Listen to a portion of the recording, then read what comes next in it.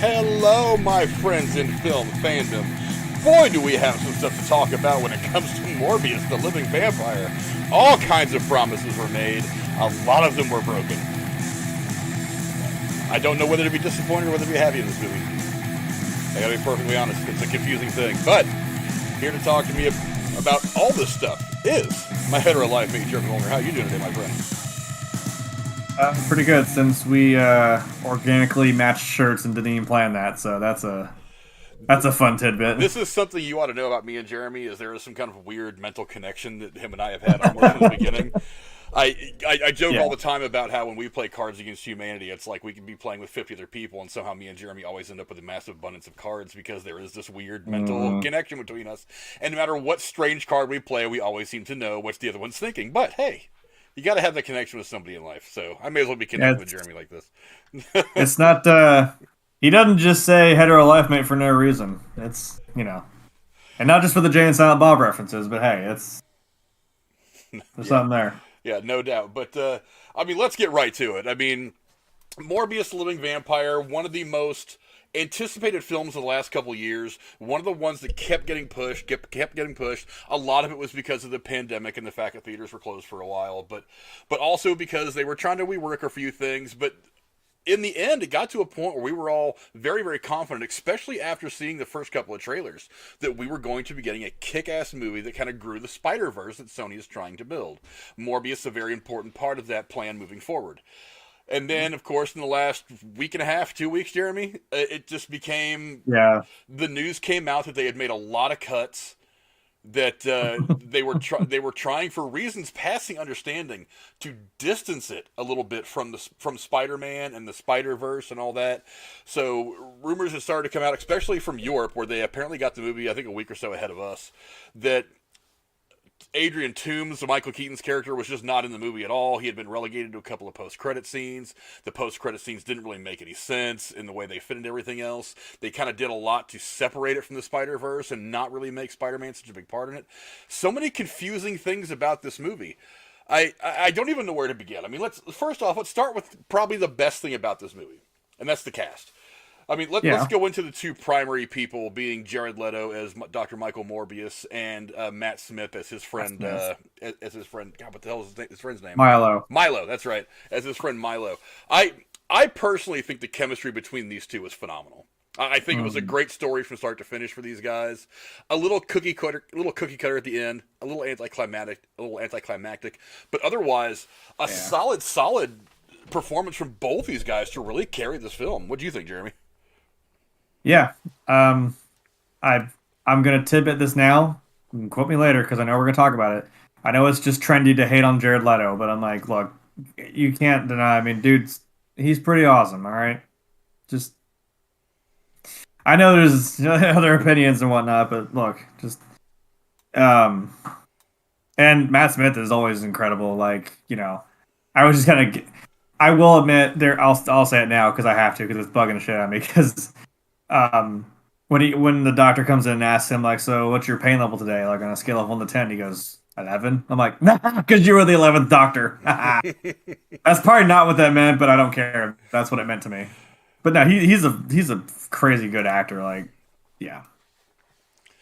So it works. You can believe that they were best friends and there's that gap where you're like, oh yeah, who's this guy's benefactor? Who's really giving him all this money for this? And it's like, oh, it's his friend. He's kind of on the table kind of guy, kind of shady, but hey, he's got pull, he's got money and power. But it's cool that they stuck by each other still, just trying to figure this out, even when they thought they would have died 10 years ago or whatever. They were, not expecting to live much longer. Yeah, I love the two main characters. It was phenomenal. For one, Matt Smith. I love Matt Smith, period. Everything he's been in has been very, very good. I'm a big fan of The Crown on Netflix, where he for the first couple of seasons anyway, played Prince Philip.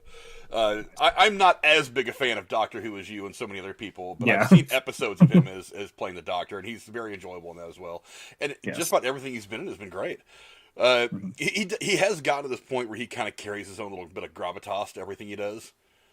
Yeah. But I think he was fantastic. He's got that wacky, because that's that weird because like coming off of David Tennant as Doctor Who, he's kind of got that wacky fun, but he can get real serious and kind of which is kind of the two dualities of the Doctor. Is he's got this real serious dark side, the been through war and he's seen a lot of crazy stuff, but like he's also just fun and wacky and goofy, and you can just play it off, and it just kind of you're just like, damn, you just let this guy go and do his thing, and it's so enjoyable to watch. You can tell he has fun with it. That's what I mean.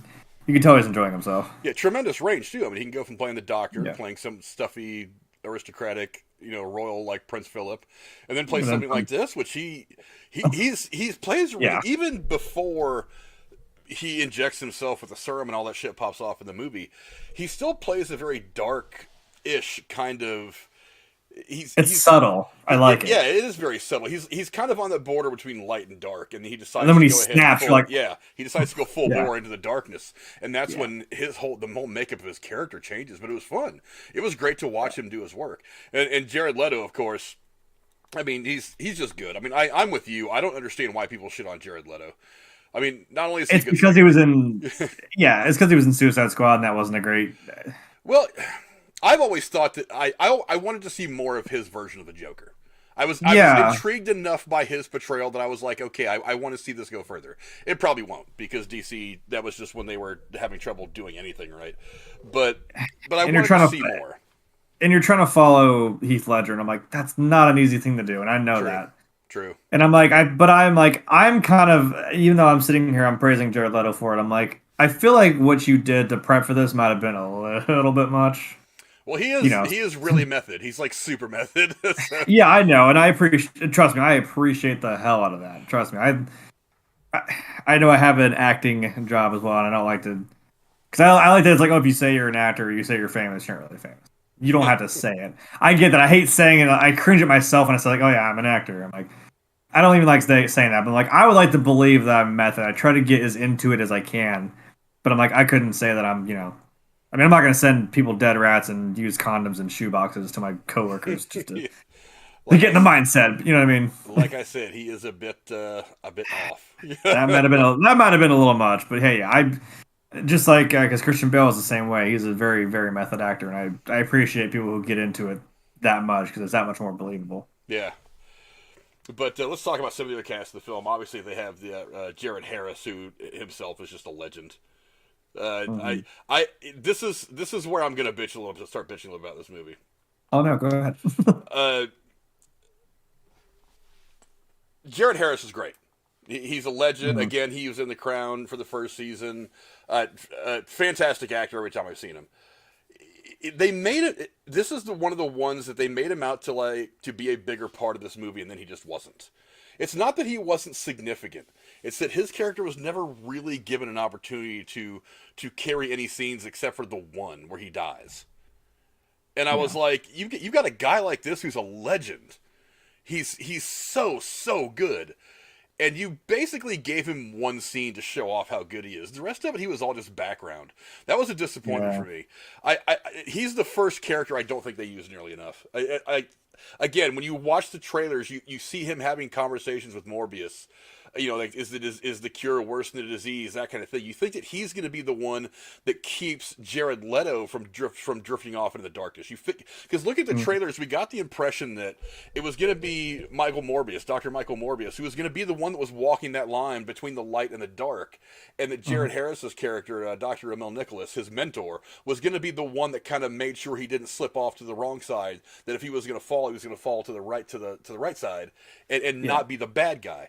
And they completely eliminated the need for him by the cuts that they made to his character and some of his scenes. I'm guessing, big disappointment. The other it would have been a fun dynamic to have him be the one to kind of keep him in check when he can't do it himself. Well, and the first thing I was thinking is we got into the movie and I realized that he was kind of playing the same role to both Milo and to Michael. Is that as I thought he was going to end up doing that for both these characters, that he would succeed with Michael Morbius and fail with Milo, and that would be what leads to the climactic thing at the end, and that kind of made sense. But he never really achieved that for either one of those characters. Not because Jared Harris didn't do a good job, but because the writing and the cuts and the editing never allowed him to shine. Never allowed that character to do what I thought he was meant to do from watching the trailers. That was a big disappointment. I don't understand how you could have a talented guy like Jared Harris and not let him carry a few parts of the movie or one specific part of the story throughout the entire hour and 45 minutes or something like that.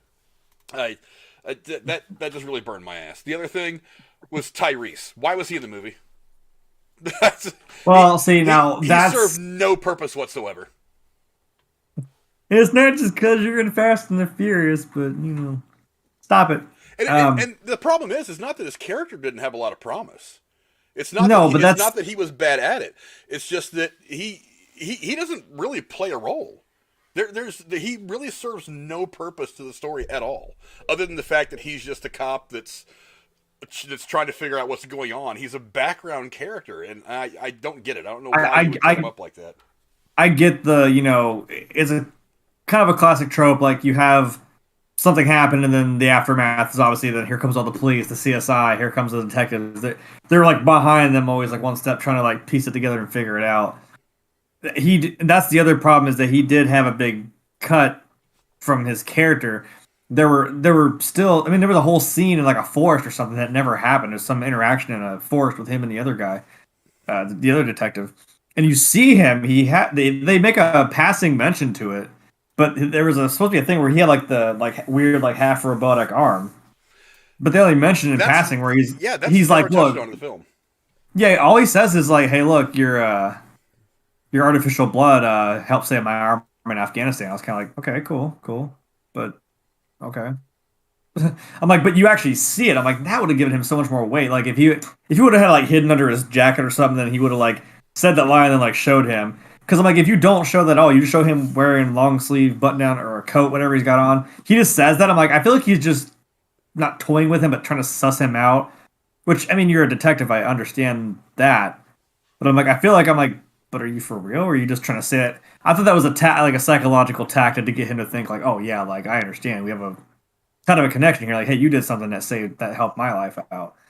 I'm like, but if I wouldn't, that's I know like a show don't tell or whatever. But I'm like, if you would have saw that, you'd actually know then. Like, oh yeah, that he has like a, hey, look, you did something that inadvertently helped me.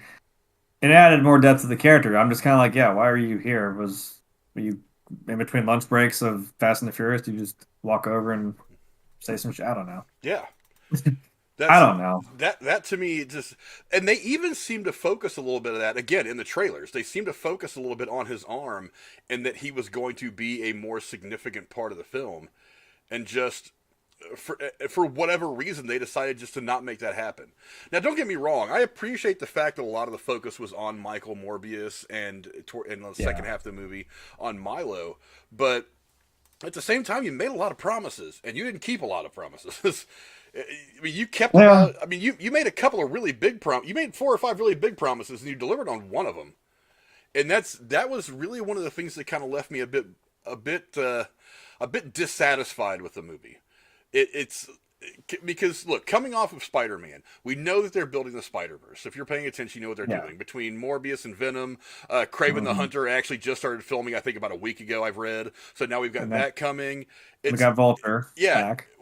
Sort of. We'll talk about that here in a minute. But you saw him. I saw him too. Yeah, but there's something about that. I don't know. We'll get to it in a minute. But there's they tried to disconnect this from everything they were trying to build. It's like, if you're trying to build the Taj Mahal, why are you showing me a movie about the shed that's behind it? That's kind of what it was. It was like, you're trying to the shed is pretty, but it doesn't really connect to anything else. We've gone through so many links to not connect this to the stuff that we know we're going to make it a big part of. I just don't understand that. It's that trope that that's the shed they took us out behind in the backyard and shot us in the head. Like, that's what kind of happened. Yeah. Look at this. Hey, I got some more for you to show you. Check this out. Literally take you behind the woodshed and put you down. That's kind of what happens. But one thing I don't want to lose in all this talk is Adria Arjona. Is that how you pronounce her name? That played Martine Bancroft, his Morbius's love interest and helper in his endeavors to cure this disease. She actually did very, very well, and I kind of thought that she was a little run over by this movie. I think it's like her character was strong, and I liked her. But I feel like she was kind of she was too much the damsel in distress in this movie because she obviously just on the surface she's very very smart, just like Dr. Morbius. She's very very capable, but it seems like she spends half the movie just kind of like running his errands, and then at the end of the movie being the damsel in distress, which I thought was kind of a waste. They didn't even make that joke where like who was it that came in and talked to her and it's like, oh yeah, well, or was it the mercenary? It was like, oh yeah, you're just the help. She's like, I'm a doctor too, actually, not a nurse. I'm like, I was kind of like, yeah, see, I'm like, okay, all right, you're not letting this dude, fucking shit all over you. Fair enough. Then you get knocked out and you basically turn to Laurie Strode for like half the movie. You're just sitting in a fucking hospital bed. I'm like, I get it, you got knocked the hell out, but all right. I don't know. It's nice that like, yeah, he had someone that he could trust and fall back on that was equally as intelligent as he was. Because I mean, he even said like, look, I mean, I know I'm not going to live, but you will. So he was like putting his confidence in her. So I'm like, that was nice. And I'm like, well, if we can say it, what happened at the end? I'm like, well, he ain't gone. So I don't know. Yeah, there was. Now, there had to be some sort of like peril for this to, he had to have something that was. I mean, not only did he already has this disease and he has this like I guess curse now of this vampirism in him, and your best friend just went fucking haywire. Yeah, there had to be some. Yeah, there had to be some sort of like stake in this that it's like, oh yeah, it's his confidant here that kind of gets run over by his best friend. I'm like, yeah, well, and the doctor. I mean, I like that they play. It seemed a little close together, but they kind of played it. It was just boom. He lost the doctor. Boom. He thought he was going to lose his love interest. I'm like, damn. That's just boom, boom. 2 shots right in a row. And I know it's supposed to be like that Wolverine moment pushes him just completely over the edge, and he just completely hulks out and just boom goes for it. But yeah. Now let's move on to, now that we've talked about the cast, we've already started to move on to a little bit of the story. Let's give you guys an idea what the movie's about. Basically, the storyline is the dangerously ill with a rare blood disease disorder, and determined to save others from suffering the same fate, Dr. Morbius attempts a desperate gamble. What at first appears to be radical success soon reveals itself to be a remedy potentially worse than the disease itself. When in trying to cure himself, he gives himself a form of vampirism.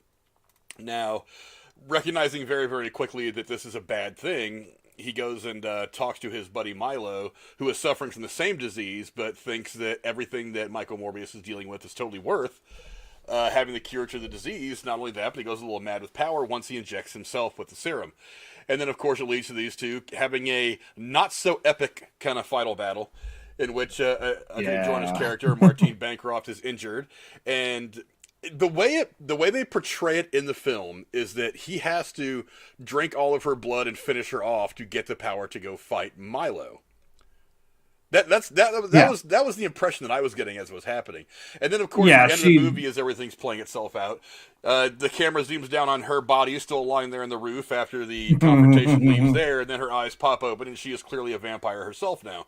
But and then obviously the big battle ensues. The battle itself, I thought, was kind of blah. It was kind of a sissy fight. I don't know what the hell that was. It was kind of blah. I was disappointed in the fight too. I was like, was there really even kind of a fight? Well, I don't. The subway fight was more. I don't know. I mean, I know it's supposed to be him kind of. I was like, I mean, now, admittedly, him like controlling the bat just like with his hand was kind of fucking cool. Like he just. Held him there, then just jumped over and boom, stabbed him with that poison. I'm like, okay, that was kind of awesome.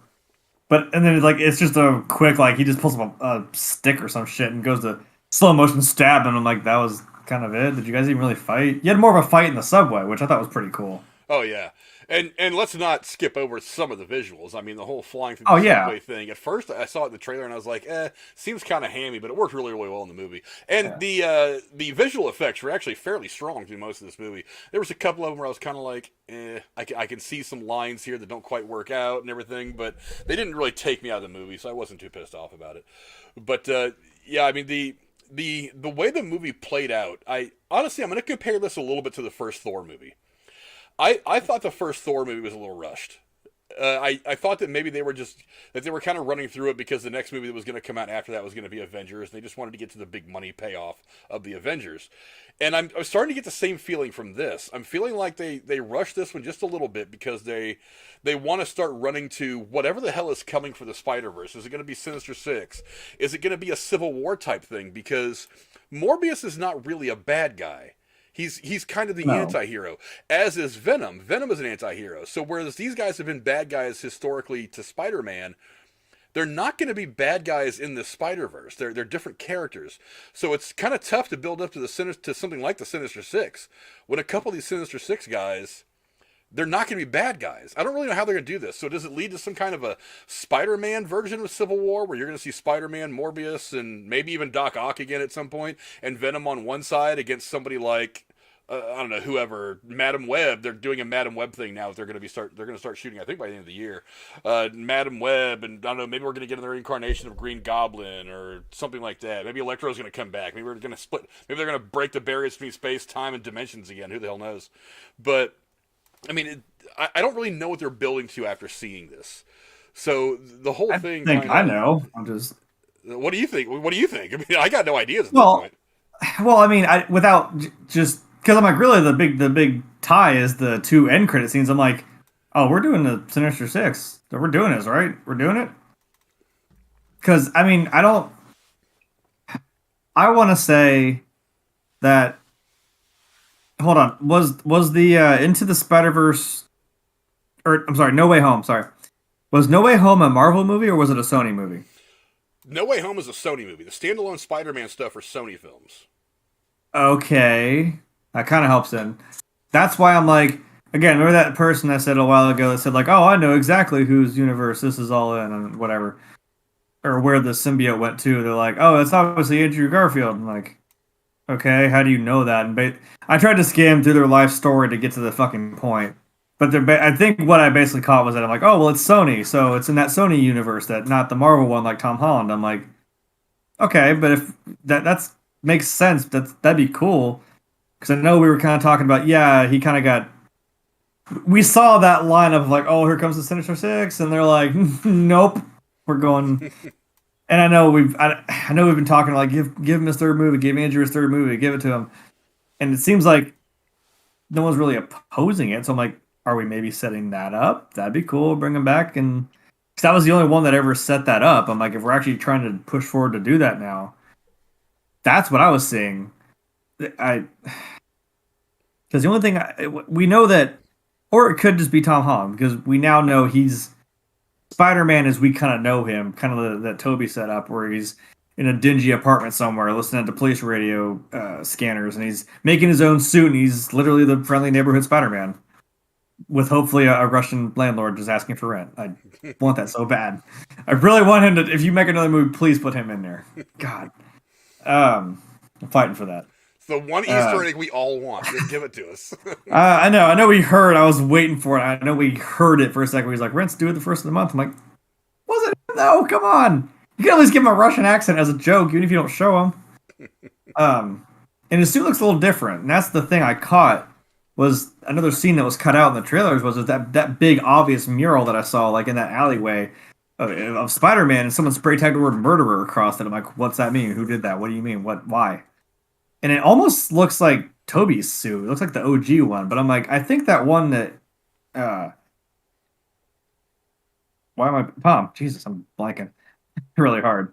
Tom Holland Spider-Man. It kind of looked a little more reminiscent of that suit, so I don't know if that's what that's setting up. I don't know. Well, I'm hoping for that. We'll talk about the future of Morbius here in just a minute, but yeah, I mean, overall, the plot of the film I thought was pretty good, but it was not the film we thought we were going to get.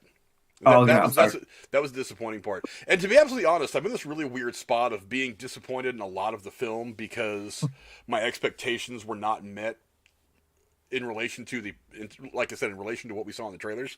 But at the same time, if you rolled by and said, "Hey, man, get in the car, we're going to go see Morbius again," I'd go see it. It was a fun movie to watch in and of itself. I just think that they made a big mistake in promising a lot and then not delivering. And I think it's going to hurt the movie in the long run. But the good news about this movie is they made it for really, really cheap. I think they only spent like 75 or 80 million on this movie. That's not And bad. from what I heard earlier today on John Campia's show, he was saying they only spent like $20 million in marketing, 20 or 25 million in marketing, which is not a lot for a movie like this. I mean, Well, essentially then they changed it this all. is a Marvel level superhero movie. I mean, that's what they build it Yeah. to be. That's what they want it to be. But instead of spending $250 million on it, like Marvel spends on just about every movie, they spent a total of 80 million or something like that, and only 20 million in marketing. So really, this movie's already made. I think as of today, I think it's made $88 million worldwide. It only really needs to make about 150 to 200 million to be profitable, and Yeah. that's not bad. But I mean, hopefully it makes more than that. I have a feeling it'll probably make more than that. But the question is how profitable is it going to be? Because you want Morbius to be one of these characters who's going to be around for a while. But for him to be around for a while, he's got Yeah. to make money. and And and again, I'm and the end scene. I'm like, he's gonna come back. yeah, I hope. unless he makes a certain amount of money, it's going to be really hard to justify doing any more Morbius standalone stuff. And I don't think. If I was Jared Leto, I would want to just start popping in other people's movies playing Morbius. I'd still want to do my own shit with the character. So Yeah. I don't know, but hopefully they'll figure that part out. But I mean, was there one part of the film that stood out to you as your favorite thing that you saw in the film? I I think what I like, I I will admit the makeup and effects of like it's like there's always that kind of weird uncanny valley. Like I know some of it's obviously the CG, like when you it's subtle, like little flashes of it like coming through almost like the Hulk, and it has like that anger building up. Like he starts to his face morphs a little bit and the fangs come out or his eyes go and then he comes back. And same with Matt Smith, like he does the but I'm like I'm sure some of those were actually like practical makeup, and I'm like I just here I go again. I'm an actor and I do makeup too. I do my own makeup. I mean, like just being. I taught myself how to do a lot of that stuff, but I'm like I'm always amazed by what it looked like, and that uncanny valley of like I know it's CG, but I'm like no, but it's really subtle and it's just funny to watch it happen. And it kind of kept me on the edge because like it's like you can it's there's a visual representation of his anger coming out or just him starting to lose control. I don't know. I thought that was cool. And the only cool thing I thought about it was I'm like, Leto's got that classic vampire. Like I love the flowy long Fabio hair. I'm like, okay, you got that classic like interview with a vampire going on like with the real long hair and it looks all like matted and it's like down. I'm like, okay, I can appreciate that. I'm sure that was the intent. And then Matt Smith just like looked like Matt Smith as a vampire, but still, it kind of helps you distinguish. I'm like, yeah, the one with the comb over. Oh, it's Matt Smith, and then the one with the locks. Okay, that's Jared Leto's vampire. So Yeah, and that the again on the effects. Sorry, one last thing. The little weird. Everyone keeps saying it's like Nightcrawler. I'm like, it kind of is like Nightcrawler. The little wispy crap that just comes behind them. hmm I like that it matched whatever they were wearing. It wasn't just like, hey, this is that weird aura that's around them. Like, no, when he's in the jumpsuit, it's orange, or when he's wearing the black and the purple, it's got that weird black and purple smoke behind him. And like Matt Smith's little like light blazer jacket, whatever, was like kind of like a whitish something, and it was making that same color. So the visual of like them two fighting, you can tell which one's doing what. Almost like that cartoony like cloud of like you see the big cloud and they're fighting like the old cartoons. yeah, Well, you can tell who's doing what, and thought that was a really nice way to visualize it. So effects, that was my, I like it. yeah. I really like the tone of the film. There wasn't a lot Very dark. of bright, colory stuff. It's like it's a very dark character in a very dark Mhm. situation, a very dark world. I like the fact that there wasn't a whole lot of daytime action and even if there was some, it seemed like the weather was kind of overcast, so there was still a lot of grayness. There was a little bit of sun and everything, but Yeah. in the beginning of the movie, because it kind of you need to attach yourself to the hopefulness of these children who are dealing with this blood disorder, but then as the movie progresses, really quickly gets into that darkness, especially when you see Michael Morbius. I mean, I really like that you in the very beginning of the movie when he's getting the Nobel Prize. It's like he doesn't even seem to care. He's so hyper focused on what he feels like he needs to do that it's not a big deal to him. I mean, it even shows in his reaction, even getting it, how he kind of goes up there and doesn't it say he just walks out in the middle of the Nobel ceremony or some shit like that, and he's just like, Yeah. screw it, I don't care. Because I think Jared Harris's character actually says something to him about that when they meet later on in the movie. Yeah. But yeah, I love the chemistry between Matt Smith and Jared Leto. Again, I thought they wildly underused people like Jared Harris and Tyrese Gibson, and Adria Arjona, who played Dr. Bancroft, his partner. I don't think she had enough to do in the movie. one of the things I realized about this movie is the runtime was only an hour and 45 minutes. I feel like initially this movie was probably north of 2 hours. It was probably about 2:15 or Yeah. so, maybe even 2.5. And because of all the cuts they made to it to try to separate it from Spider-Man and everything else Marvel, they ended up. I think what they probably did, and I mentioned this in my short review, what they probably did is they didn't adjust in the editing room and make other cuts to kind of make that absence of substance make sense. I was like, maybe it was too much. I think I was about to say that. Like, maybe it was too much. So They they thought maybe it made was these just, cuts, but they didn't adjust the story and adjust the edit to for us not to notice. It's like as if you see a picture and then you cut out the tree and then the picture the tree in the picture and then you hold the picture up, you know something's missing. You see the picture but it's missing. If you don't paint that in to adjust for that missing thing, there's that kind of, I mean, negative space is the only term I can really use for it. There's that negative space that is obvious and the rest of the picture doesn't quite work without that negative space being properly filled in. And I think that's kind of yeah. I think that's kind of what they did is they didn't make the adjustments in editing to kind of make those things they pulled out make sense. I mean, because just that one scene of him walking in front of that Spider-Man mural could have been significant. That's what I mean. So they cut all that stuff out, and they didn't adjust for any of it to kind of make the movie whole and run seamlessly again. It just didn't work for me. That didn't work for me at all. To be fair, it is still in the movie. I did notice it, but it's very subtle. The scene where Tyrese and the other, I don't even know what the hell his damn name is anymore, just the comic relief cop, Agent Rodriguez. Sure. Yeah, he didn't have anything more to do than Tyrese did in the end. Yeah, he's just goofy one-liner cop. I don't know what the hell his name. Cause I feel bad that I'm like, I don't even remember what your damn name is. I just remember that's what you were playing as a character. I'm sorry, man. I really am. Pretty much, yeah. Which I'm sorry. No, it's the scene where they're in that little like kind of enclosed parking space or whatever, and they're looking around and they're like, oh look, we have CCTV. Like, hey, we can go pull that footage. Like, it was somewhere in that scene I saw it. You can very blurry in the back. It's blurred in the background on a wall. You can see a very obvious red and blue something. I'm like, oh, there it is. I'm like, but you can't. It's like, you know what it is. You know that's probably the mural of Spider-Man. But like, that's my question. It's a quick. Why take Yeah, it it's out? a quick. Yeah, it's a quick. Just I'm like, I saw a big red and blue blur on the wall. I'm like, there it is. If you're gonna make it subtle, why not just put it in the movie? Why do you have to make it so subtle? Again, that's the thing. Show it, don't tell it. When he's just walking by, I'm like, you notice it. You're like, oh shit. Because Hey, there's so much about this movie that it.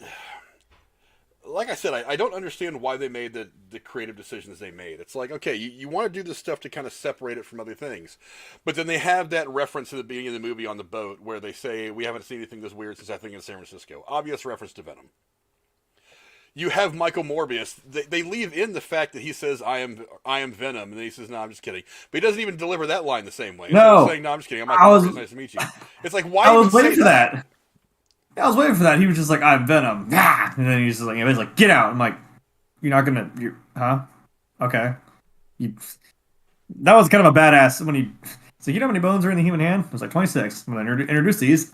I'm gonna introduce your fingers. I was like, fuck, dude. That actually was one of the coolest scenes in the entire movie. That was awesome because I mean, admittedly, yeah, he's just like, who the hell are you, man? I'm like, yeah. And he just makes the Venom line and then just pieces the fuck out. I'm like, no, don't.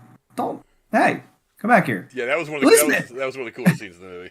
Yeah, but I'm like, at least make the quippy like, oh, I'm just kidding, I'm Dr. Michael Morbius. He's still coming like, hey, I'm Morbius, now get the hell out. I'm like, okay. I ain't gonna mess with you, man. Like, yeah. But yeah, I don't understand. I can't figure out the connection. So obviously Morbius exists in Venom's universe. Let's go ahead and game this out now. So he exists in Venom in a universe where Venom exists. Now whether we're getting whether he exists in Tom Hardy's Venom universe or whether there's a different Venom because, you know, the post-credit scene of Spider-Man No Way Home when Tom Hardy gets whisked away back to his dimension, he leaves for some reason a little drop of a symbiote behind. So or is it going to be the Venom that comes from that piece of symbiote that was left behind? I don't know. But like I said, we've already talked about the body of the film. Let's go ahead and get to the post-credit scenes. Now, these actually came out on Reddit probably 4 or 5 days before the movie got released here, before we saw it. And when I read the description of them, I hated them. I was like, I don't understand why you would put these in here like this if you've made the cuts to the movie that I've heard you've made. I don't get it. So the first post-credit scene is essentially what we saw in the trailer, this interaction between Morbius and Adrian Toomes, played by Michael Keaton, except there is no interaction. It's just Michael Keaton. Now, I'll describe to you the first post-credit scene, which gives me a lot of confusion about the whole inner workings of the multiverse and blah blah blah. And let me say again, this is why I hate when movies go this route. It's just so convoluted and confusing. But you want multiverse or do you want time travel? Because I don't want either. I mean, either of these people exist in the same place and time, or they don't. I just don't want to fuck with it like that. It's just too time travel is a different thing, but I'm like, but multiverse is a pretty staple thing in these comics. Like that's the fun part. But comics are a different medium than movies. I know, but that's what we're trying to do. Is I'm like, that's the fun part of like, oh yeah, there are other versions of these people out there. That's just the multiverse theory. Period. You're like, so what happens is it starts out in the jail somewhere in New York in Manhattan, and as the camera's peering down the hallway of this where these jail cells are, you see a bunch of light coming from this door, a kind of light that we've seen before, like when the rift was opening because of Doctor Strange's busted up experiment, and in this thing magically appears Adrian Toomes, aka Michael Keaton. Now he makes some kind of a joke and lets us know that obviously he is not of that place and time, that dimension. I remember exactly what he said. He's like, well, I hope the food's better in this shithole. I'm like, yes! But that's so funny. It was pretty funny. But, how do you... Dude, you go from one universe to the next and you're still in a jail cell? That's gotta suck. You gotta have something funny to say at least. Like, well, I hope the food's better here. But, and then it cuts to a news report saying that somebody identifying himself as Adrian Toomes just spontaneously appeared in an empty jail cell in New York. There's a hearing underway now to determine whether he should be released or not. And then it shows him being walked out to a black SUV under guard, and that's kind of where the scene ends. So you're left to assume that he gets out. A few seconds later, another post-credit scene comes, and this is, for some reason, it's Morbius driving a sports car through what appears to be the desert somewhere in the Southwest. And it almost looked like the Doctor Strange, like that same road he went down before he kind of, yeah. Car. It was definitely out in the desert. It wasn't like along a coastline or water or anything. But he gets out of the car and. For some reason, he checks his watch or his phone or something. I don't even know what the hell he was looking at, but he sees something off in the distance coming his way from what looks like city lights off in the distance. And it turns out to be Michael Keaton in full Vulture regale, whole new suit and wings and everything, which was a pretty badass vision, I'm not going to lie. It was awesome. And then comes the conversation they had, which left me scratching my bald head. Because it's kind of the same thing we saw in the trailer where it's like, hey, you ever want to talk to me, hey, you know where to find me. It's whatever he said in the trailer. Like, it's kind of the same vibe. He's like, hey. It would have been cool if that would have been in the movie and we would have had some context around it. You know what I mean? That's what I'm saying, is all this stuff they cut out of the movie, the rest of the movie didn't make sense now because they didn't do anything to make those transitions from one topic to another seamless without having that thing in there to kind of bring it all into focus. You know what I mean? If you planted that seed and then had him come in on that suit and be like, hey, look, so you want to talk about having a team up here? And he's kind of like, all right, go on, I'm listening. I'm like, ooh, Sinister Six. Yeah, and that's what he does, is he rolls it there, and he doesn't even bother taking his mask off. He's just kind of hanging out with his wings down. Yeah, we know who he is. It's obviously Michael Keaton. It's his voice. But he says something to the effect of, how did he put it? We should team up sometime, something like that. Here's one thing he said. He said, we could do good together. And I'm like, well, you don't want to do good. You're a bad guy. You're a bad guy. Morbius is supposed to be a guy who's kind of maybe he's an anti-hero, but he will lean to the good more than the bad. Yeah. Whereas Toomes is a straight up bad guy. And he even says, we need to go deal with this guy who's a pain in our ass called Spider-Man. And mention he said like he's like, I don't know how I got here, but I'm pretty sure it has something to do with Spider-Man. I was like, how do you know that? So he name dropped Spider-Man. So the question is what Spider-Man are we talking about here? I know. But I'm thinking, because remember, all this stuff was just so confusing. It made no sense to me. Yeah. My thought is, I'm like, well, look, if we are finally doing the Sinister Six, we now have Vulture, we have Morbius, and I'm like, he name dropped Venom, so I'm like, either he was there or that symbiote that was left behind, that's now planted in this world, and that could be doing something for someone else. It doesn't have to be Tom Hardy, but I'm like, it can be. It's out there somewhere. It could be this world's version of not Peter Parker. What's else his name? What's Tom Hardy's name? Eddie Brock. Oh, Eddie this Brock. this Yes. this universe's version of Eddie Brock, which Yeah. may or may not And look like Tom Hardy. Hell, maybe Topher Grace again. Who the hell knows? oh fuck no, no. Wouldn't that just be a kick in My, the dick? my spidey sense is tingling. If you know what I mean, I'm like, we know what you mean. We know what you mean, Eric. I can't. With his little fucking Justin Timberlake, fucking ramen noodle looking hair. Like, come on. But yeah, I Whatever, just man. these post credit scenes didn't make a whole lot of sense to me. And the other thing that I've been I thought wondering that was a about, nice setup. it was an interesting setup, but I mean, again, this without having the substance from the movie, it doesn't feel like it hit the same way. It seemed like it was all fluff and no substance. Those two post credit scenes. It almost. I hate him. I don't mean this. It's my framing device of what I'm trying to explain. It almost felt like a Shyamalan movie where I'm like, hey, we did all this, and then guess what only matters? The fucking last 2 minutes of the movie. Boom. That was the big, oh, there it is. That's what, hey, that was part of the most important information-filled part of the movie. Like you said, we have Vulture in his full outfit, which was awesome. You got Morbius out there, and he's kind of like, hey, maybe we should team up. And he's kind of like, okay. And he's like, this has to do with Spider-Man. Mic drop. I'm like, oh, okay. Well, I watched all that just to get that out of it. Yeah. To connect it to the world. I'm like, I get it. This is his origin story. We're following him, and I get it. There should just be little subtle nods to it. Maybe they thought it distracted from it. I don't know. But like that little drop at the end is the tie that puts it all together. Maybe that's why, but I feel like it's like, oh, that's the only beat you hit that was like, oh, wait. So what's going on? I mean, maybe that's the point, is to get you to be like, all right, so what's next? Like, I want to see how this plays out. I don't know. Well, it's sad that I'm more interested in the post credit scenes than I am the body of the film itself. That's what I mean. Like, that was the most. That's so, especially when you could have put that in the movie, made it so good, and then put in like the one post credit scene, but put the stuff with Adrian Toomes back in the movie, but then give us the one post credit scene of them meeting in the desert for some reason. That would have made more sense. Or maybe even put in a post. I mean, well, they just started filming Craven, so maybe they wouldn't have had anything for Craven back when the movie was put in the can.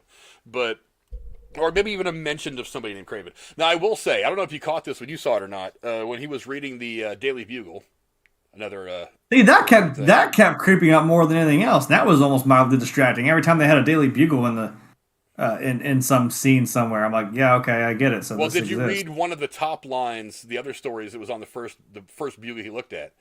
I was trying to, and I couldn't read them It fast said enough. something about Rhino. That's what I was wondering too. I'm like, so what about Rhino? Exactly what it said, but it did say something about Rhino.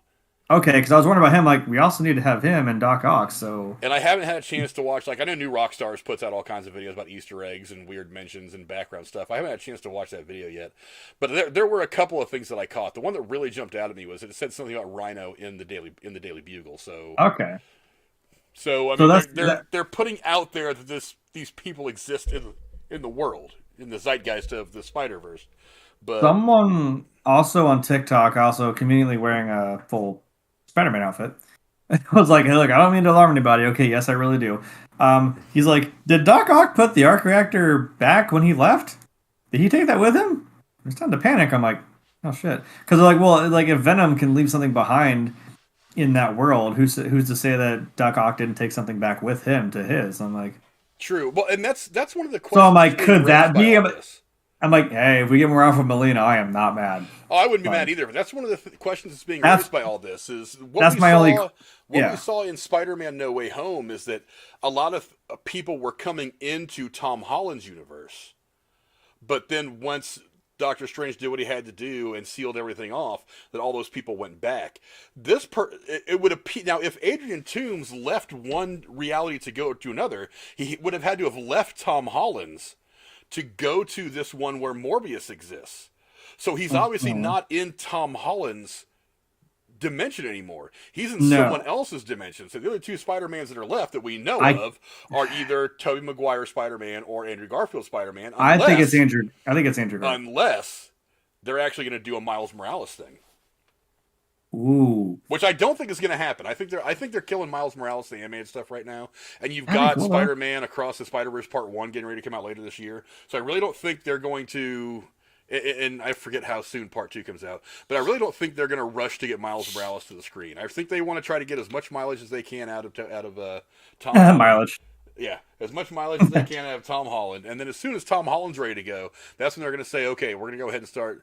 Tom Holland's going to his character will die or retire or whatever. So somehow he's going to step out, and then Miles Morales is going to step in, and they're just going to continue the story with Miles Morales as opposed to Peter Parker, which makes sense to me. That's how I'd do it. I think it'd be fun, but and it also leaves you that opportunity to bring Tom Holland back here and there anyway, just for shits and giggles for whatever. So we could eventually have. Conceivably, if this could ever happen, the 3 Spider-Mans we got in the last movie and Miles Morales all kicking ass together. Yeah, like I said, that would be sweet because if we're doing this multiverse crap, like we might. And I feel like I know because you always say this, like there's not any reason for them to say something or show something and not have it mean something. There's even just to be cheeky about it. There's no way you sit here and drop Jamie Foxx being like, "There's got to be a black Spider-Man. There's got to be." I'm like, ah. Well, it could have just been a clever Easter egg, a little reference to Miles Morales. Look, I want to see it. They're going to do a Miles Morales eventually. It's just a matter of time. But I think right now they're doing really well with the animated stuff with Miles Morales. They're doing really well with Peter Parker in the form of Tom Holland in the cinematic universe, the live action stuff. I think that's where they're happy right now. But eventually, Miles Morales is going to be seen in live action. I just don't think it's going to happen until Tom Holland is done playing. Hopefully a Spider-Gwen. Maybe even Spider-Gwen. I don't know. Please bring back Emma Stone as Spider-Gwen. That'd just be so much fun. We haven't seen a Gwen Stacy in Tom Holland's iteration yet. We haven't even really seen the kind of MJ that we're used to seeing. We haven't gotten the red-haired white girl. We've got a very different version of MJ. I actually like this version of MJ. I think it's pretty cool. Yeah, I love Zendaya. Yeah, I love Zendaya's iteration of the character, but I mean, I don't know. So my guess right now is that Morbius doesn't exist in Tom Holland's universe. I still want to put my money on that it's Andrew Garfield. That's where all my chips are going. They're going there. I don't know. I don't know. All I know is Morbius mentions Venom, so Venom exists in this universe. We don't know for sure that it's Tom Hardy's Venom. We see Adrian Toombs' character go from Tom Holland's universe to his. He moves universes, yes. But the question is okay, here's the question is what are we going to see when we see Adrian Toombs again? Is he going to, in the beginning of whatever movie we see this character in next, is he going to get sucked out of that universe and back to Tom Holland's? Because that's what we saw with Eddie Brock in if you do that, I'm gonna. But that's what I'm saying is, it didn't make any sense when they did that with Tom. Jesus Christ, there's too many fucking Toms in here. Tom Hardy, yeah. With Tom Hardy's character. It's like you give us that was dirty. Scene at the end of Venom, there will be carnage, and we're like, holy shit, we're gonna finally see Venom, and we're gonna see these two guys go at it, and then he's not even in the movie, which I understood, but then he's just sucked right back out back to his universe with no real payoff for having done it in the first place. It's like, do you really? I mean, I don't know what their intentions are with all this stuff. We're gonna leave the symbiote there just to leave you hanging. Like, fuck off. You could have just let him be in the movie. Yeah, or the next movie rather. What's your game here? I don't get why you're like, oh, but we're gonna leave a little bit of the symbiote. I'm like, I know, but you could have left them there. Yeah, I don't dig. You did kind of blue balls with that a little bit. I was excited, and then he was here and he was gone. Yeah, he blue balled us with that a lot. A lot more than a little bit. It was a lot. I can kind of understand now why people are upset about it, but I'm like, I feel like you're just seen so many memes, especially the one I see the most is fucking of Darth Maul. Because when in the scene where he just puts out the one lightsaber blade, it says worst DC movie, and then over here it says worst Marvel movie, and then the middle of the blade handle is just Jared Leto. I'm like, come on, stop. Stop. Don't do it. Come on, man. I like Jared Leto. Jared Leto's a hell of an actor. Yeah. But that leads us to the question: is what's the future for Morbius? I mean, there's a lot of people saying that they're making their projections of where this movie will land financially, like worldwide box office. It's already made $88 million worldwide, which isn't terrible. I mean, it wasn't going to make Batman numbers anyway. It made pretty much what they had been projecting for it for the last several months. It made about $40 million here. Domestically here in the U.S. on opening weekend, which is not terrible, especially considering all the bad word of mouth that it was getting and all the rumors that were circulating in the weeks prior to its opening. So, I mean, it's what I'm looking forward to is I'm like, look, okay, so his girlfriend got bit. Well, I'd love it because remember, she does pull him in and go like make it count. And I'm like, oh, she's basically like, damn, dude, if I die, like if you gotta do this, I'd rather it be me. And then like Like, go kick Doctor Who's ass over there. I'm like, okay, cool. But I was like, he bit her, and then like when you see it when she opens her eyes again, I'm like, oh, we didn't kill her. Oh shit. Oh, she's a vampire. And then my thought was, wait, well, remember, she doesn't have the disease like he does. So I'm like, so what's it mean for her? Does it affect her differently? Because she's just a human who now became one of these vampires. So that's an interesting, how does how do these two move forward? And You know, where did they start the next movie with them? I mean, yeah, I mean, is he because under the impression that she died and she's just in hiding and she pops up and surprises the hell out of him? Did he end up or going back and did find he her and he's trying to heal her or keep her alive somehow? did he Or know are what he was doing? Because he maybe yeah, bit her enough just to get enough. Because Murray's like, I don't want to have to do this if I don't need to. So he only took enough just to get himself going again with the blood, and then he took off. or are they going Because I to mean, be like Bella and Edward and they're just going to be in high school forever? whatever. Even when he Still better than initially, Twilight. Still better than I know Twilight. I tried to fit that. Trust me, I tried. Even when he initially turns into the vampire, and that's like a Hulk moment where he has like no clue what he's doing. There was even still that little bit of a like. Remember when he murked all those mercs? To be fair, Yeah. but he like looked over at her and he had that moment of like, that's like, the sun's Where getting he real clearly low. recognizes her, yeah. Yeah, where I'm like, he still knew not to like hurt her, and he's like, okay, but I'm like, there's still, like I said, he maybe knew. I don't know, but yeah, but if he doesn't know that she came back, but that's what I'm saying. I'm like, remember, if his just wears off, he debilitates back into his disease. But I'm like, but she wouldn't. She's just a human. So I'm like, is she just gonna have to have a need to feed? I don't know. Maybe Yeah, they can it's figure something out together again. I don't know. Maybe that's the thing. what I'm Because thinking. with her normal blood being now vampiric, and then maybe she can help him figure out something to help himself with his blood disorder. I don't know. I think that we need to pay a lot of attention to what happens in Craven the Hunter after it comes out. Yeah. Because I mean, obviously all these things are supposed to be in the same universe. So I have a feeling either in a post credit scene or some kind of Easter egg in Craven, we're going to get some kind of an answer as to what's next for Morbius. Yeah. And remember, they're obviously going to do another Venom film. So Yeah. With who? does he show up? I mean, does he show up in a Venom film? Does he? Is he in a post credit scene? Does he get a name drop the way that Venom got a name drop in this movie? I I really don't know. Again, we're still really, really early in the Spider Verse thing they're trying to build, and to top it off, we really have no idea if they're going to continue if Sony will continue their deal with Disney and Marvel to keep Tom Holland Spider Man in affiliated with the MCU. Because one of the interesting things about Spider Man No Way Home is that the ending was kind of ambiguous. It they didn't really know at the time of finishing the movie whether they were parting ways or whether they were going to continue together. That all still has to be worked out. So if all that gets worked out, does this stuff just exist with Spider-Man, or do Morbius and Venom and some of these guys end up becoming maybe not a significant part of the MCU, but you have to acknowledge that they exist somehow. I mean, they don't have to. They don't have to be the good guys. They don't have to. I mean, Morbius doesn't have to join the Avengers or anything.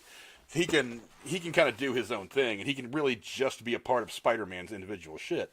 But I mean, you've got to Well, make up your mind as exactly how you're going to move forward with all this stuff. And I think the Kraven other the Hunter is thing, going to be a big indicator of how they do that.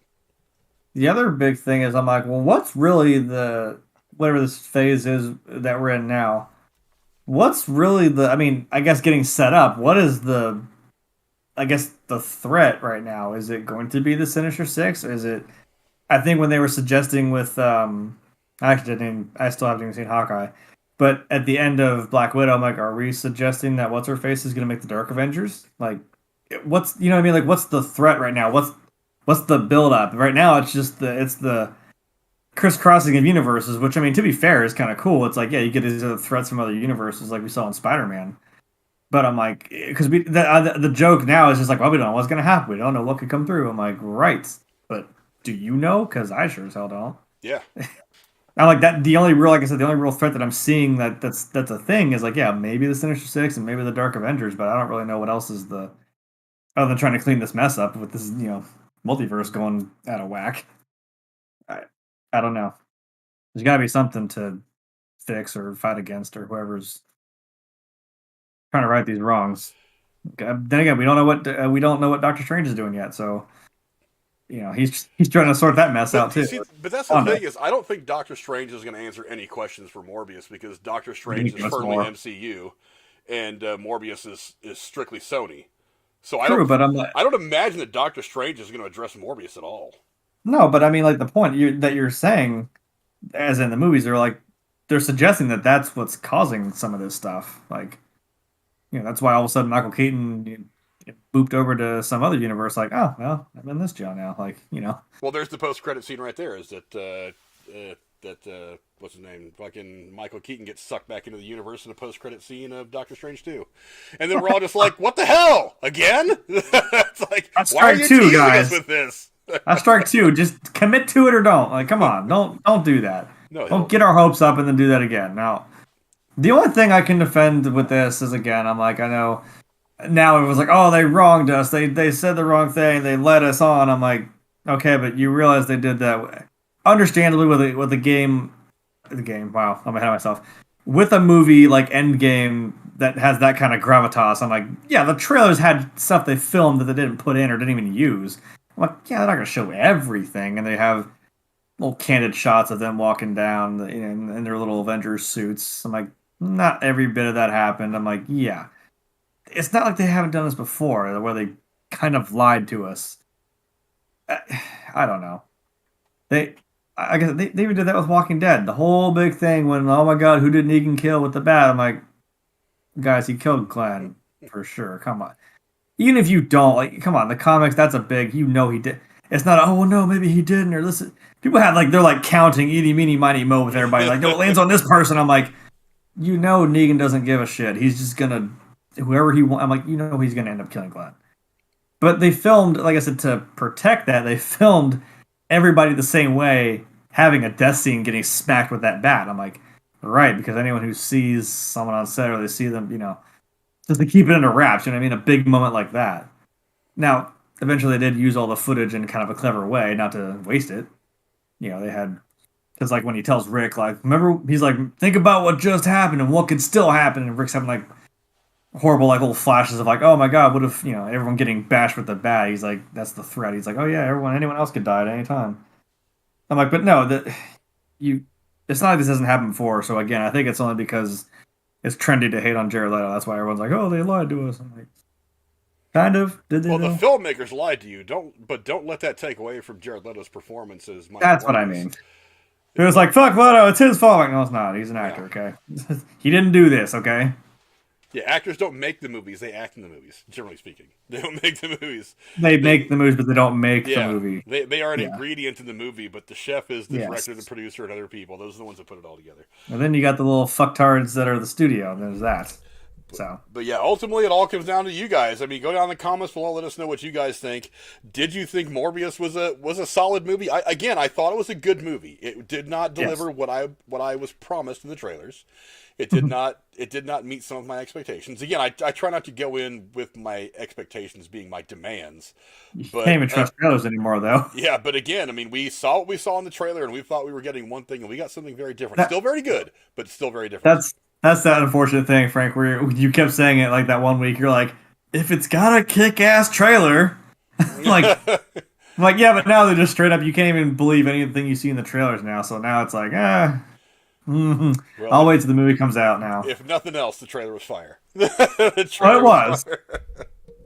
It was a forest fire, and then we got a little campfire, something, a little Bic lighter. I don't know what that was. Yeah, but go down in the comments and let us know what you guys think. Federico Garza, what's going on? Let me shout out the chat real quick. I know it's been a little bit low viewership tonight, but we're coming off WrestleMania weekend. A lot of people have been busy. What's up, Rachel's in the chat? What's going on, Rachel? She's actually working on fixing the Falcon right now. BJ, how's it going, BJ? Let's see. Grim Tuesday, there's Rachel again. JCS Foot Rub, what's going on, my man? Woo! Federico Garza, what's going on, man? We're getting ready to wrap things up here in a minute, but before we go, Jeremy's got a small unboxing that he wants to hit all you guys with. Jeremy, exactly what pop figure did you get in the mail today? Or I like how he just knows it's a pop figure. See, because there is, I know, 2 people that are watching. Thursday, I'm actually going to have a little more significant unboxing. It's going to be something bigger, but yes, it's a pop figure this time. So Thursday, it's going to be something else.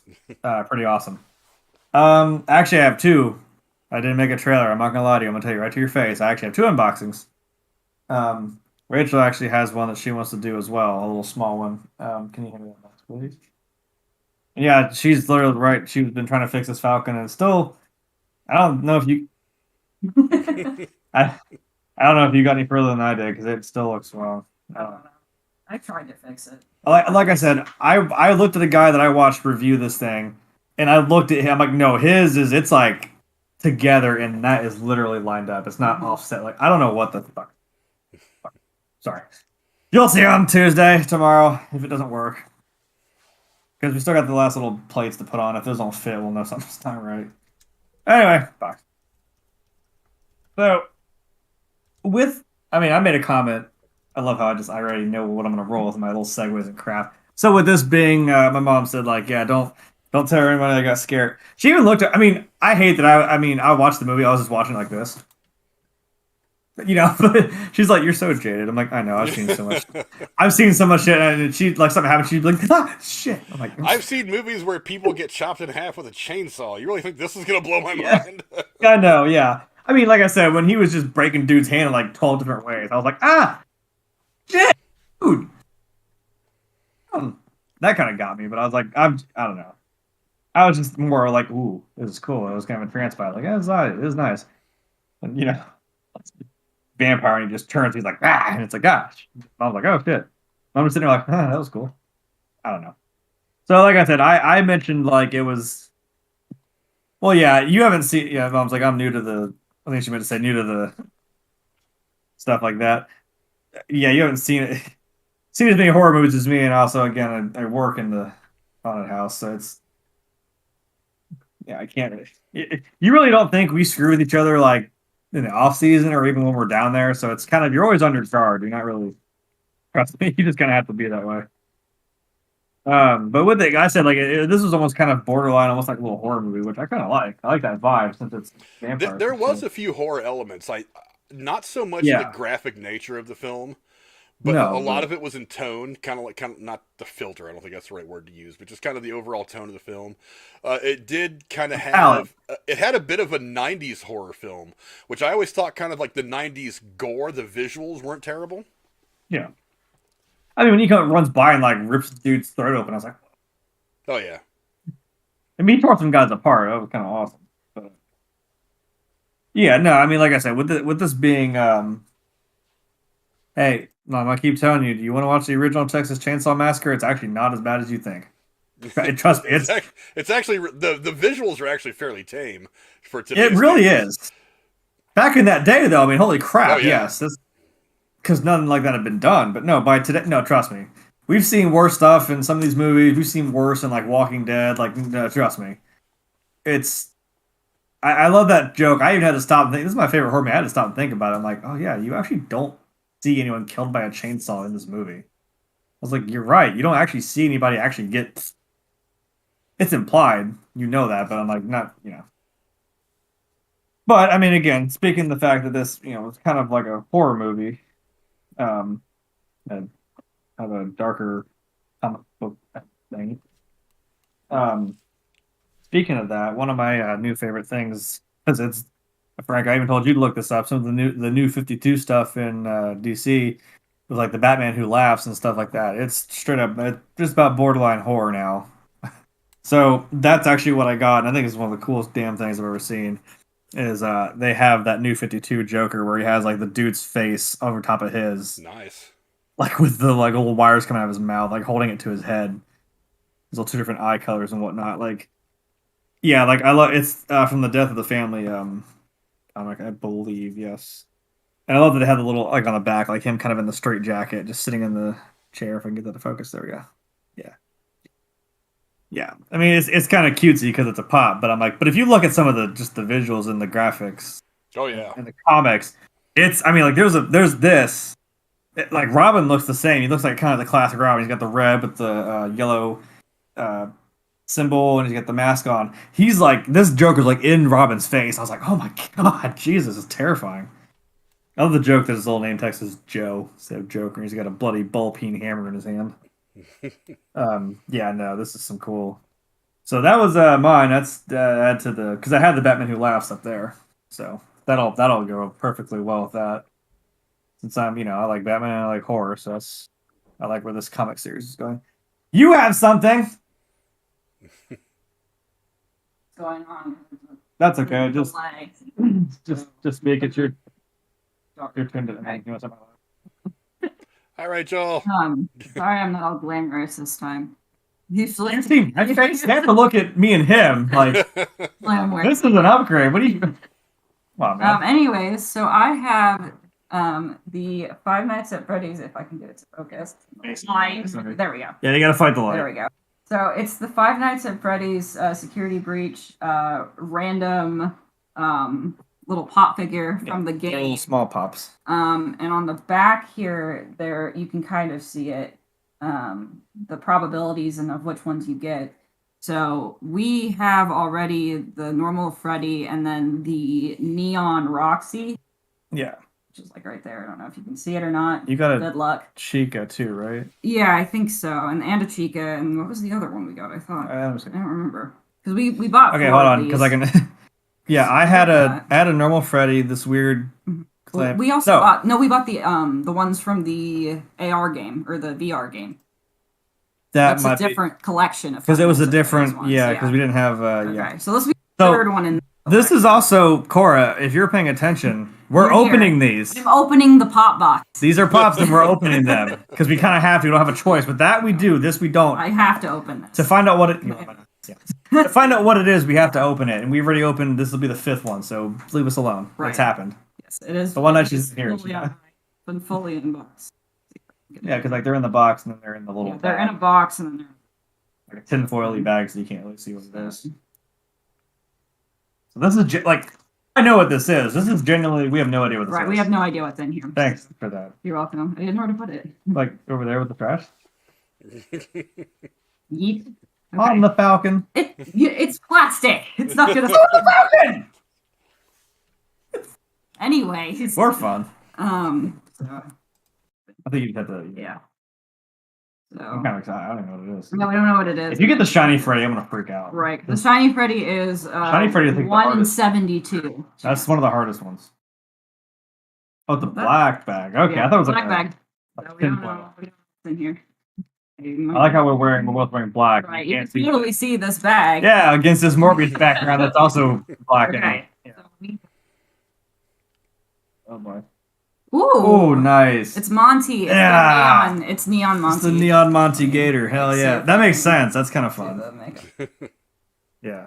Ooh. Oh, it's like see-through It's green. like see-through. That's really cool. That's awesome. What was And that? That was one of the harder ones. Yeah, that was a 1 in 36 chance. So this is pretty. This is like decently rare. Yeah. So Damn. yes, that is my unboxing. Also, okay. Hey, you want to talk about a game that didn't deliver? It had a completely different Oh, trailer. its head moves. His head moves? His head moves. Well, a lot of pop figures. Don't the pop shit. figures It's not have moves? like- I always assumed they did. I've never seen a pop figure out of the box, so. That's funny. Yeah. Well, no, his like his little head move. his head Oh, turns okay. left and right.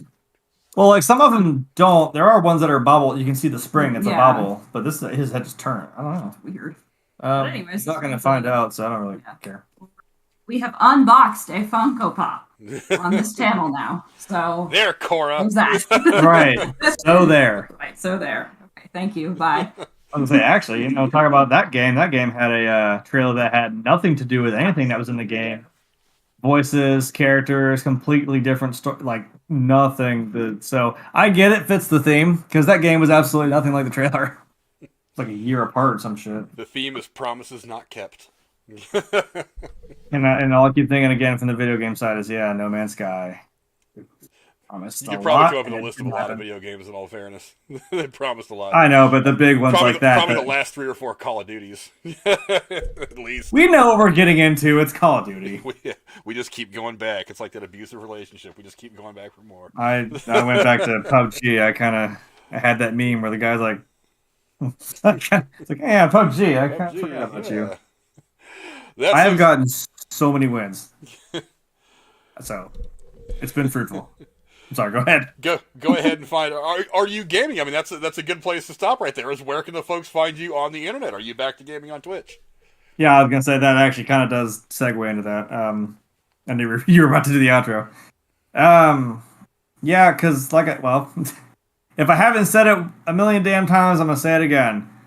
You know what tomorrow is? Tomorrow is the Lego Skywalker Saga. Wow, I skipped over like 2 words. Lego Star Wars: The Skywalker Saga. Shorten the damn title. I don't want to say that mouthful. You get the point. That's coming out tomorrow. So, to the 6 people now watching, who keep sleeping on everything else we do except for Thursdays, but that's none of my business. I'm sorry, over on my Twitch channel, which I believe should be in the description, we're going to be just playing through the movies. We started watching. Overwhelmingly, everyone said do it in chronological order. So, we'll start with 1. We're gonna watch the movie first, and then probably play that game, that episode. Being that there's only like 5 missions to do, we might have to like watch maybe like prequels all at once, and then kind of get, because we're gonna fly through it in like one go. I'm like, crap, now I need to watch episode 2. Like, yeah, we start watching the movies to get ready. So over on Twitch, we're gonna be doing that with me. We're starting to get that set up. And on the other side of that, I guess to kind of fill the time. Other than that, I don't know if I want to. I've kind of thought like, if we do it a weekly thing, but I kind of thought like, I mean, even this person I watched, like it was so dead on like me. She's like, I get up at like 5:30 in the morning. I go to work. I work all damn day. I go and I work out, and then I come on stream for like around 7 p.m. I stream for about 2-3 hours. I'm like, it's not much. I'm like, you don't have to do. I'm like, that's not a bad. And she streams, and then just goes to bed, does it all over again. I'm like, not a bad idea. So maybe if we expand more, the only thing I've been filling my time with is PUBG. I went back to that. I called it, by the way, no building in Fortnite. That didn't last long at all. It's already back, and it's a mode. I said just separate it. Just make it, if you want to build, fun. If you don't, you can call it. Okay? Somebody give me money. I know, I called it. Whatever. So that didn't last long. But I was like, hey, I kind of miss this game, and I have gotten so many more wins. I don't know if it's just because it's bots or I'm bad and it's bad play. I'm not going to look. I mean, I've gotten games where I've gotten absolutely just rolled over. So, I mean, it's not like it's something with the algorithm that I'm just in a lower tier. But I've been doing that. So, I mean, maybe if I throw in a couple of those just to chill and have fun, I don't know. You can get a couple good games and have some fun with that. I'm with the unboxing on Thursday. There might be more Legos to come, so stay for that. More Legos? Is there a 10,000 piece set that you want to put together? No, not. Yeah, this is the biggest of it. No.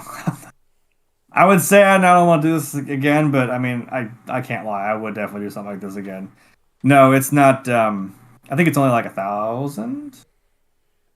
Yeah, like I think it's only about 1,000. So 7 times smaller than this thing.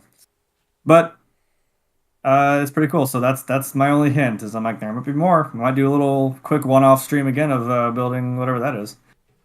So yeah, because like I said, I'm on here Thursdays, Mondays, sometimes for reviews, and I'm on Twitter, so you can watch that for updates or whatever else. Turn on notifications for everything.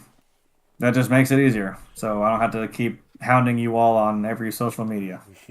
Grim Tuesday 23 across all platforms. All platforms. Nobody else can carry that name. Only one person in the world. And that's it. Except for TikTok. I still got to find that guy. Yeah. We'll get him. We'll find him eventually. As for me, you can find me here on Thursdays going over all the stuff that's going on in news and entertainment with my hetero life mate Jeremy and the Dowager Countess Lady Cora, who's here most of the time with us as well.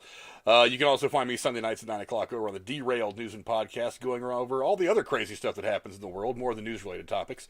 And occasionally on Mondays, there's usually one Monday a month, where we're going to pop on here and we're going to review the biggest movie that came out that weekend. This weekend was Morbius. Next one, I don't know. It might be The Overwhelming Weight of Massive Talent. That movie is absolutely killing it in reviews right now. And it's one that I know me and Jerry have been looking forward to for a while. So we may have to do a special video on that. But maybe Fantastic Beasts, because I'm at the weekend before. That might be an issue, though, because that is also Comic-Con weekend, so I may not even get to see it. True. I don't know. We'll see. All I know is you guys will have plenty of notice what's coming up. Hold on real quick. Mom said she got kicked off. What did I open? I opened this. I think I mentioned it.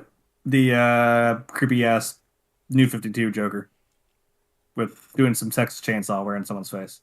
It was... Oh, shit. It's pretty wild. Yeah, I love it. His eyes are 2 different colors. And Rachel unboxed this little guy. You can't really...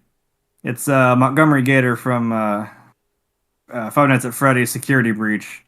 But he's a cool little see-through like green, and his head turns. Kind of awesome. All right, there we go. More toys. More toys, BJ. More toys. No! Okay. I don't want to grow up. Growing up sucks. I thought you were gonna be like, I thought you were gonna. I want to be a Toys R Us kid. I'd rather be a 'cause it's Toys R Us fun. kid than to be like a grown up that actually has to work. That sounds way funner. But that's Oh, a I good do place. have to. That's a good place to wrap everything up for now. Like I said, go down in the comments below. Let us know what you guys think about Morbius. Again, I think a really decent movie overall. Did not deliver a lot of the promises that it made in the trailers, but was still a bit of an adventure to watch. And I think there's going to be more. I really like Jared Leto in the role. Again, kind of wasted a lot of really great characters, but a lot of really great actors that could have carried the film. But again, not a bad movie to watch, and hopefully Sony is well on their way to building their Spider-Verse, and Morbius is going to be a part of it moving forward in the future.